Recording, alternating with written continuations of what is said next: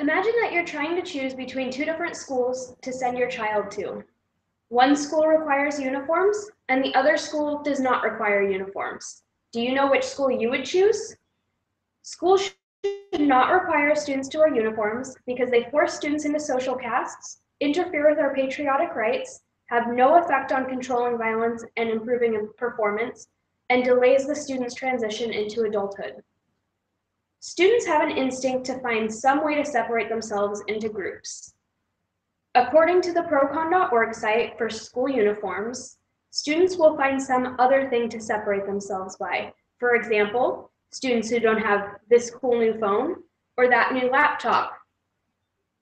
Lower income families will not be able to afford as many uniforms, which will cause the wear and tear to become more obvious to the students' peers, and this will force students to separate into classes. Procon.org also states that proponents for school uniforms claim that children are still able to express their feelings in words. But how many times have you seen a child go to detention for speaking out against something? Schools do not have free speech. If a school enforces uniforms, they are taking away all forms of individuality. Seattle PI also feels that uniforms encourage children to be the same and not have different opinions and thoughts. School uniforms also prevent the opportunity to show support for different causes. According to procon.org, 75 students at Friendly High School in Prince George's County, Maryland, received in-school suspension for wearing pink to support Breast Cancer Awareness Month in October of 2013. Students cannot be participating in learning if they are stuck being suspended for such a dumb reason. Tom Houlihan, former superintendent of schools in Oxford, North Carolina, even agreed that school uniforms are, quote, a distraction from focusing on systematic and fundamental transformation to improve our schools. The focus should be on teaching better and helping students understand things, not handing out detentions for not wearing the proper clothing. Here in America, we have a right to free education. Children can go to any public school for free, well, paid for by our tax dollars. When a public school requires students to wear uniforms, free education is no longer free. Procon.org explains that parents still have to buy other clothing for children for the days that they don't have school. So it really doesn't save them money to buy uniforms because it's an unnecessary expense.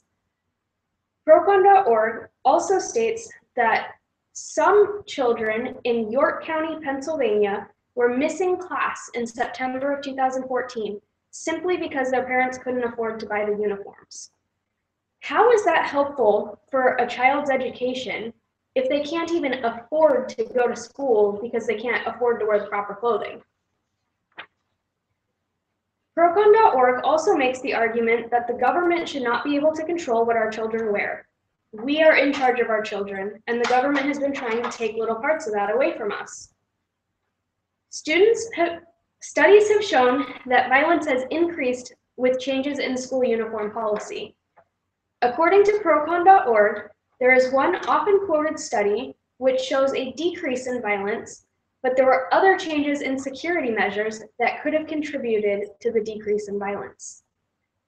Dr. Alan Hilfer, a child psychologist, confirms that when school uniforms show a decrease in violence, those schools are also focusing on teaching awareness about violence and bullying.